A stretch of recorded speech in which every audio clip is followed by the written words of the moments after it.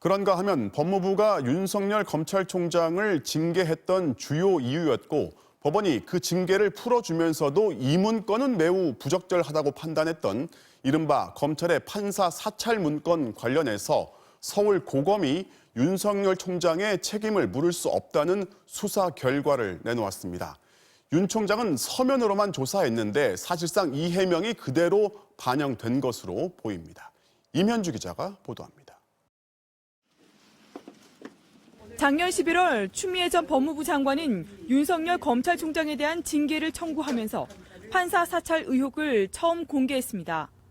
문건에는 판사들의 가족관계와 취미는 물론 우리법 연구회 출신 등 정치적 성향, 술을 먹고 영장심사에 나오지 않았다는 3편까지 적시됐습니다.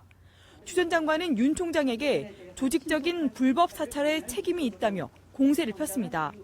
수사정보정책관실에서 수집할 수 없는 판사들의 개인정보 및 성향 자료를 수집하고 활용하는 등 직무상 의무를 위반하였습니다. 법무부는 징계 청구와 별도로 윤 총장을 대검에 수사 의뢰했고 사건을 넘겨받은 서울고검 감찰부는 2달의 수사 끝에 범죄가 아니라며 이 문건 작성을 지시한 윤석열 총장을 무혐의 처분했습니다. 문건 작성에 관여한 사람들에게 사실관계를 파악하고 직권남용에 해당되는지 판례와 법리를 검토한 결과라는 설명입니다. 윤 총장에 대한 조사는 서면으로만 이루어졌습니다. 문건 자체가 인터넷상 정보를 정리하는 수준으로 공판 과정에 활용하려 했다는 윤 총장 측 해명을 그대로 받아들인 것으로 보입니다.